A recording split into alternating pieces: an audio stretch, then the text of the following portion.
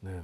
올해는 확실히 작년보다는 미장보다 국장이 좋다 보니까 이제 귀국은 진흥순이다 이런 말이 좀 나오더니 이제 국장 좀 편안하다 뭐 이런 생각을 좀 했더니 아니나 다를까 국장 프로 모습이 또 나왔습니다. 다 아시겠지만 이제 주가 최고 수준에서 유증 뭐 유증이 근데 불법은 아닌데 좀 의외긴 하잖아요. 3조 6천억의 지금까지 제 기억으로 가장 큰 규모의 유증인 것 같습니다. 그래서 지금 오늘은 그래도 상승을 좀 했는데 발표가 났던 날에 한 13% 정도 빠지면서 코리아 디스카운트 얘기가 또 나왔던 하나 에어로스페이스의 이제 유증 발표에 대해서 두 분은 이제 어떻게 진단을 평론가님 먼저 진단 좀 해주실까요? 전형적인 코리아 디스카운트가 재발했다라고 네. 생각하고요. 저는 이게 진짜 이런 표현 뭐라고 해야 될지 모르겠습니다만은 그 영화에 나온 대사 있지 않습니까? 국민들은 다 뭐 개 아니면 뭐 아니냐라고 했던 것처럼 도대체 우리 시장에 투자하는 이 투자자들 정말 이 존중받아 마땅할 우리 주주들을 이 기업 지배구조 관해서는 도대체 어떻게 바라보고 있는지 모를 정도로 정말로 화가 나는 사건이다. 저는 그렇게 봅니다. 그렇죠. 72만 원을 호가하고 또 작년에 이미 뭐 조단위 실적을 냈고 영업이익 말이죠. 그다음에 앞으로 수주 잔고가 바다에 대한 수주 잔고가 30조가 넘어요. 네, 그렇죠. 뭐 일거리 엄청 많죠. 그런 회사가 1, 2년만 더 고생하면 만들 수 있는 돈을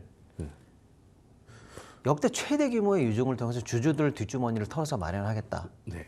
저는 아무런 정당성을 아직까지 찾지 못했습니다. 이 뉴스를 보고요. 네. 그래도 하는 일이 많아서 이제 좀 한을 좀 벌려야 된다 뭐라고 얘기하시는 분도 있긴 있는데 그래도 작년에 한 2조가 남기지 않으셨어요?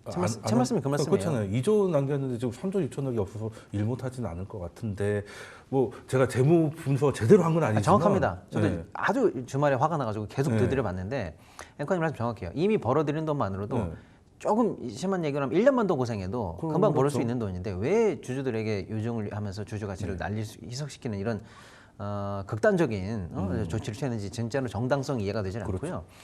구체적으로 더 들어가 보면 그럼 3조 6천억을 지금 유증하겠다는 건데요. 어디다 쓸래? 이렇게 물어봤더니 1조는 시설 투자, 2조는 M&A라고 얘기하는데 M&A를 어디다 할 건지 아직 리스트도 없어요. 그냥 뭐 미국의 뭐 조선소 뭐 그런 거 산다고 그러니까 거 아니에요? 말은 이렇습니다. 말은 이런 게 뭐냐면 지금 현재 국제 정세가 불안하고 그러다 보니까 이제 각국에서 현재 쉽게 말하면 이제 재래식 무기라든지 급한 무기들을 이제 빨리빨리 수급할 때 우리나라 업체 이 대표적인 회사가 당연히 주목을 받을 텐데 여기서 만들어서 넘어가기 힘들 수 있다. 그러면 현재 지정학적으로 무기가 필요한 주요국들의 현지 공장을 산다든지 현지 M&A를 통해서 그쪽에서 바로 생산해서 바로 납품하는 이런 구조를 만들겠다라는 건데 물론 이쪽 관련한 업체들이 비밀이 많고 그런 또 무기다 보니까 그런 주요한 내용을 선공개할 수 없는 측면을 이해한다 하더라도 그 어느 청사전 하나도 현재 공식적으로 인정하거나 제시할 수 없는 상황이에요. 그러니까 어디다 쓸지도 모르는 돈을 확보할 테니까 믿고 나한테 돈을 주십시오라고 하니까 영업이익에 비교해서도 말이 안 되는 얘기고 어디다 쓸지도 모르는 돈이고라고 하니까 주주들 입장에서는 정말로 그 합리적으로 아무리 곱씹어봐도 이해가 되지 않는 조치다. 네. 그러니까 M&A를 하고 M&A를 할 수밖에 없는 국제적 환경까지 다 이해하는데 돈이 없는 게 아니신 분이 내 앞에선 죽는 소리 하다가 집에 가서 인스타를 열었더니 또 비싼 데 가서 술 드시고 있는 사진이 막 스토리에 올라오는 걸 봤을 때 느낌을 살짝 받았단 말이에요. 정확합니다. 약간 그렇긴 합니다. 물론 뭐 내부적인 건 잘 모르겠습니다만 그 부장님께서는 아무래도 현장에 계시니까 특히 하나 에어로스페이스가 굉장히 시대정신 주주였잖아요. 코로나 때부터 갖고 있으면 40배 넘게 올랐으니까 개인 투자분들이 굉장히 많이 갖고 있을 것 같은데 그 고객분들 중에서도 보유하는 분들이 좀 많으셨을 것 같은데 어떻게 보셨습니까? 일단 최근 시장을 이제 뭐 왜 해야 되는지 이건 뺄게요. 다 많이 보셨을 테니까. 그 다음 주부터 공매도 시행을 하죠. 시행을 하고 공매도 시행을 하게 되면은 가장 타겟이 될 섹터가 많이 열었던 조선이라든지 방산이라든지 이런 거가 타겟이 돼서 왔다 갔다 하고 있었죠. 그런 와중에 이게 유상증자가 나온 거죠. 그러면 이 하나 에어로스페이스뿐만이 아니고 LIG 넥스원이라든지 기타 다른 방산 주식 그리고 그날은 공교롭게도 조선 주식도 같이 많이 빠졌죠. 그러니까는 전체적인 시장 입장에서 봤을 때는 하나를 건드린 거죠. 내가 주식을 팔아야 될 동인을 건드린 거죠. 이 유상증자 자체가. 기본적으로 유상증자가 주가의 할인율을 제공을 하지 않겠습니까? 할인하는데 13% 정도 딱 할인해서 끝나긴 끝났어요. 끝났는데 또 오늘은 또 7% 올랐거든요. 지금 제가 아까 현장 얘기하셨으니까는 말씀드릴게요. 당체 종잡을 수가 없습니다, 시장을. 지금 지난주 기억을 해보시면 다 팔아야 됐었어요. 근데 오늘 하나에어스페이스 7% 오르잖아요. 그러니까요. 삼성전자 빠지고 지난주 방송 다 보시면은 삼성전자 안 사면 바보입니다. 그죠? 외국인 들어오니까. 그러니까요. 지금 시장 자체가 그만큼 메이저 수급이 어떤 식으로 들어오냐에 따라서 투자자들이 갈피를 못 잡는 시장입니다. 맞아요. 특히 그렇기 때문에 에어로스페이스 유중이 그런 것을 트리거를 건드린 게 맞고요. 정상적으로 봤을 때 투자 전략으로 많이 물어보시잖아요. 60만 원 언더 매수죠. 근데 60만 원 언더가 안 깨져요 또. 그러니까 그걸 또 살려고 하면 안 오잖아. 그러니까는 지금 여러 가지 그런 것들 때문에 일단 있는 거고, 일단 주가가 여기서는 횡보를 하겠죠. 기본적으로 봤을 때는. 왜냐하면 모멘텀은 좋고 작년에 1조 7천억 영업이익 냈어요. 그리고 타임 스케줄 보면 5년 동안 하는데 올해 영업이익 가이드에서 2조 4천억입니다. 그러니까 아까 평론가님 말씀하신 대로 두 개 합치면 돼요. 작년 거 올해 거. 그러니까 작년 거 올해 거 연봉 땡기면 살 수 있다는 거죠. 합치면 되죠. 그런데 이것들을 근데 여기 봤을 때 유보율도 2000%거든요. 회사가. 그러니까는 저희가 일상적으로 아는 유상증자를 뭐라 그럴까요? 걱정해야 되고 우리가 고객들한테 이런 회사는 하지 마세요 하는 범죄에 포함되지 않았던 회사가 유상증자에 크게 한 거죠. 그러니까요. 그게 시장의 불확실성으로 나오게 된 거고요. 일단은 조금 더 지켜봐야 될 거고요. 이따 자세한 건 좀 이따 말씀드리도록 하겠습니다. 그러니까 그 부장님 말씀대로 요즘은 장 마감이 2시간마다 하는 것 같아요. 그렇죠. 수급이 2시간마다 바뀌어요. 2시간도 넉넉 잡은 거예요. 테만 3번 바뀌고. 그냥 밥 먹고 하면 바뀌어 있고 커피 한 잔 마셔도 또 바뀌어 있어요. 그러니까 이거는 하락장도 아니고 상승장도 아니에요. 그냥 약간 왔다 갔다 정신이 하나도 없는데 에어로스페이스도 딱 0.13주 그러니까 13% 할인이잖아요. 딱 거짓말같이 딱 그렇게 빠지더니 그리고는 주말 내내 특히 이제 K 주식 했다고 이제 오늘 한가 갈 것 같은 얘기를 했는데 오늘 계속 강했거든요. 또 이런 거 보면 또 증자를 해야 될 건 하는 거니까 나중에 돈을 더 벌겠지 뭐 이렇게 되는 건지 정말 알 수가 없는 상황이고 저는 그 증자의 그 일면에 약간 갖고 있는 어떤 순기능 그래 그렇다고 쳐 이렇게 봐서 오늘 좀 디펜스가 됐다 이렇게 보지는 않고요. 주말 새 사실 또 그 외국계 리포트가 하나 좋은 게 나와서 지금보다 오히려 목표가가 더 위로 갖다 붙이는 게 나왔거든요. 더 올라가더라고요. 그러니까 아무리 코리아 디스크로 이번에 재벌들이 소위 말하는 재벌짓 했다 이렇게 하더라도 워낙에 모멘텀이 좋으니까 그냥 우리 알지만 묻고 간다.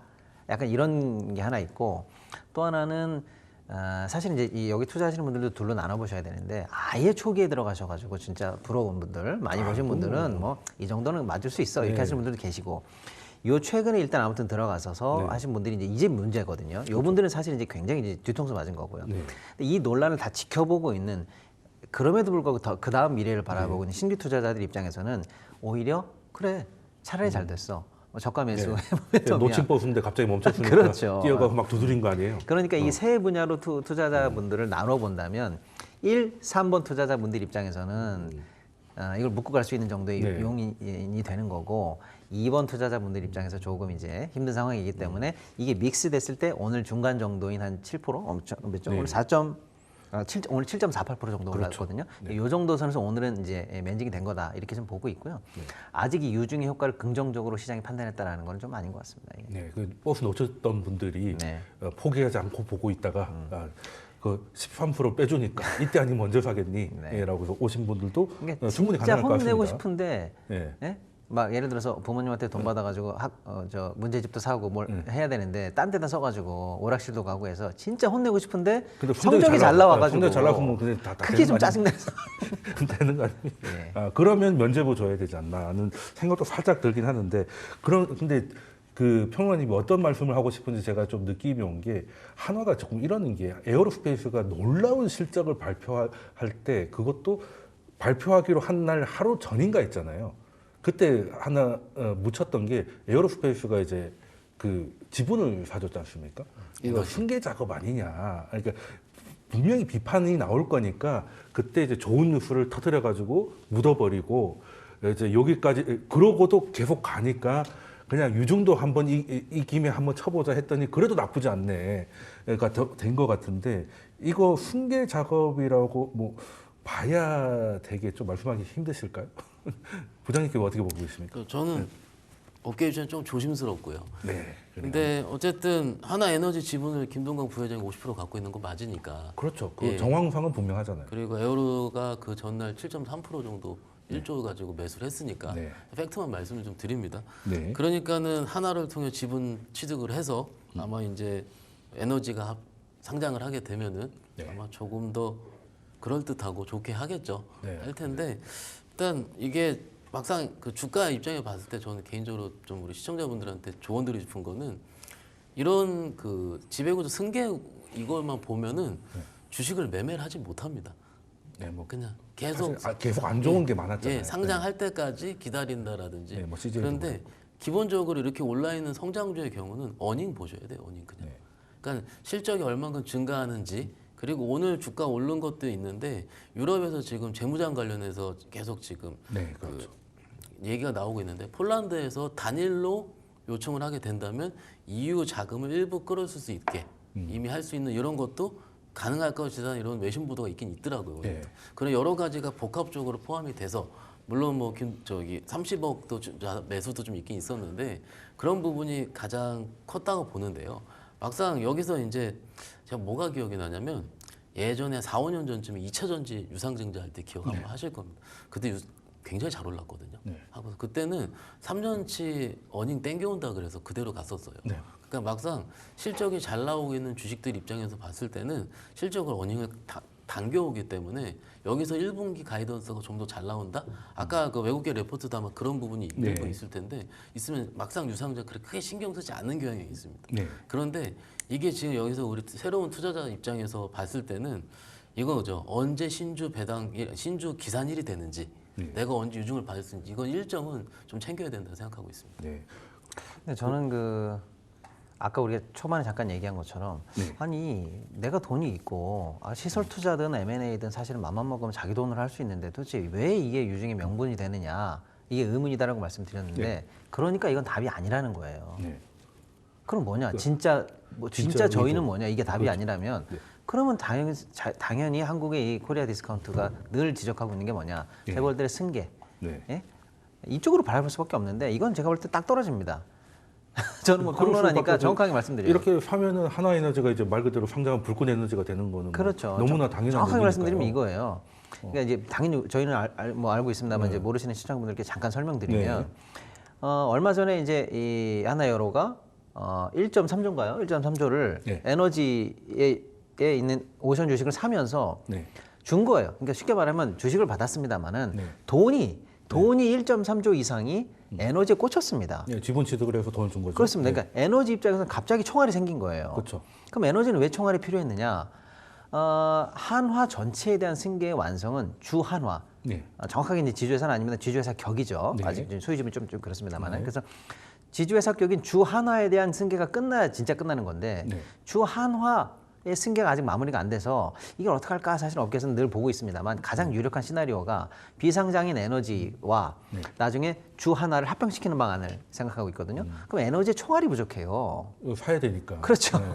그러니까 에너지에는 총알을 공급하고 주 하나의 가치를 낮추고 그래서 합병비를 우위로 해서 이거 어떤 식으로든 모종의 합병 내지는 주식 교환 등등등을 통해서 한화에 관한 승계를 끝낸다라는 게 유력한 시나리오라는 걸 사실은 업계는 다 알고 있습니다만 한화 에너지가 부족한 총알을 지금 돈을 제일 잘 버는 네. 에어로가 말 그대로 내가 쏴주는. 네가 갖고 있는 주식을 사고 내가 너한테 총알을 줄게라고 해서 이렇게 빠트를 친 거예요. 네. 업계에서 그렇게 보고 있는 겁니다. 그러니까 결국에는 주주들 손을 빌어서 승계 작업에 있는 총알을 결국에는 이렇게 땡겨서 흘러갔다라고 보니까 이게 코리아 디스카운트의 전형 아니냐. 이런 식으로 비판할 포인트가 분명히 있다고 보고요. 이런 비판을 만회하기 위해서 오늘 나온 기사가 뭐냐면 김동관 부회장이 뭐 30억을 들여서 뭐 자사주를 사네. 네, 작년 임원들도 연봉 다 쏘겠다고. 예, 그랬죠. 임원들도 뭐 연봉 해봐야 뭐 9억 쓴대 하는데 하루 거래량이 4천억, 5천억입니다. 이건 뭐 말도 안 되는 얘기입니다. 이런 얘기하면서 뭐 주주들의 민심을 좀 돌리려고 한다는데 이거는 분명히 비판받아야 된다고 저는 생각합니다.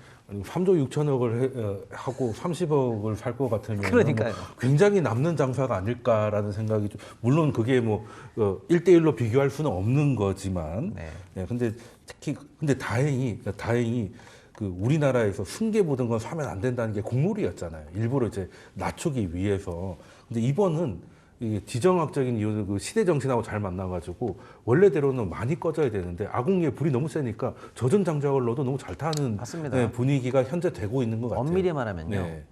1,000원을 지금 타고 났나 뭐 할 정도로 그렇죠. 지금 저 하나 호재투성이에요. 그렇네요. 아, 그러니까 이거를 이럴 때 정말 기업 경영을 잘하고 우리나라 선도 기업 뭐 세계를 호령하는 기업으로 만들어냈으면 얼마나 좋을까 하는 생각이 드는데 여기에다가 마침 또 이런 기회를 틈타서 소위 말하는 코리아 리스크를 우리한테 상기시키니까 오히려 더 안타깝습니다 저는. 네. 예.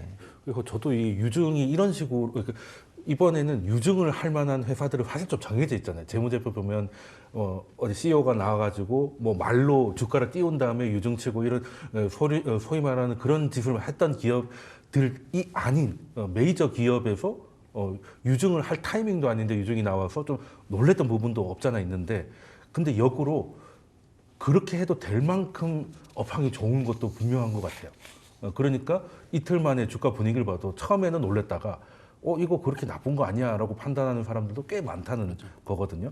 그래서 이 두 개를 좀 지금 개인 투자자 입장에서 봤을 때 아까 1, 2, 3번 말씀 주셨잖아요. 1번은 이제 지나간 얘기니까 예전부터 있었던 분이니까 뺀다 하더라도 지금 3번에 내가 들어가야 될지 말아야 될지 지금 이제 그래도 밸류가 좀 낮아졌을 때 들어가는 게 맞을 것 같다. 이거는 뭐 이유도 지금 하나 거를 사기 위해서 법을 바꾸고 있는데 요거는 한 올라타야 되지 않을까 하는 생각하는 분들도 있고 역시나 하는 경영진의 마인드를 보니까 여기는 언제 어떻게 또 뒤통수 칠수 몰라. 그러니까 얘네들은 그냥 빼고 다른 걸 찾겠다는 분들도 계실 것 같은데 어느 쪽에 손을 들어두고 싶으신지 두 분께서 할 때 질문 좀 어려운 질문인가요?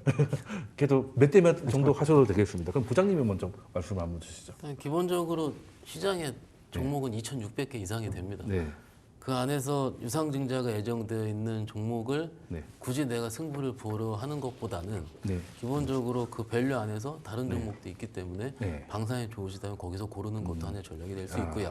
네. 만약에 굳이 매매를 하셔야 된다 싶으면은 아까 말씀드린 대로 신주 배정 기산일이 네. 4월 24일 그리고 5월 29일 날이 최종 발행가액이 확정이 됩니다. 그러면은 지금은 예상이 60만 원 초반대로 예상이 되어 있는데 그 한 달 동안 왔다 갔다 하는 주가의 수준에 따라서 지금보다 높아질지 떨어질지가 달라지게 될 거예요. 그러면은 그 중간에 아마 전략이 또 바뀔 것 같습니다. 네. 왜냐하면 주가 수준에 따라서 계속 바뀌기 마련이고요. 그렇기 때문에 그런 변동성을 지금 3월 31일 다음 주부터 공매도 시행을 하는데 네. 일단은 저는 지켜보는 게 맞지 않을까 싶습니다. 뭐 방산 뭐 하나만 있는 것도 아니고 스케줄이 있기 때문에 스케줄을 보고 판단하셔도 천천히 판단해야죠. 충분하실 것 같다 말씀을 드렸고 평론가님께서는 저는 짧게 말씀드릴게요. 그러니까 네. 재무제표나 돈만 보시는 투자자 입장에서는 그래도 괜찮다 말씀드리고 그 회사의 경영진, 이사회, 보도들의 어떤 그 경영 철학 이런 것들이 오히려 더 중장기적으로 보면 중요하다. 그런데 난 가치를 두는 투자자분이다라고 생각하시면 지금쯤 한번 쉼표를 갖고 한번 생각해 보시기를. 근데 승계가 마무리되면 오히려 더 다 같이 오를 수도 있겠다는 생각도 살짝 들긴 하는데 더 고민이 많아집니다. 네, 알겠습니다. 그러면은 지금 이제 승계라는 기업의 내부 사정에 관심을 가지신 분들은 좀 약간 심포를 가지라고 말씀 주셨고 그리고 지금 가격에 들어가고 싶다 하시더라도 방사는 하나만 있는 건 아니다. 물론 대장주긴 했지만 뭐 넥스원 등 여러 개가 있기 때문에 정해진 스케줄을 확인해 보시고 주가 흐름을 보시고 공미도 재개 같은 정해진 스케줄들이 시장에 어떻게 작용하는지를 보고 판단하셔도 크게 급할 건 없다는 말씀 이제 두 분께서 해주셨습니다. 그러면 오늘 두 분 말씀 여기까지 듣도록 하겠습니다. 지금까지 박시동 경제평론가님 그리고 박현상 유한타증권 부장님이셨습니다. 두 분 말씀 감사합니다. 아.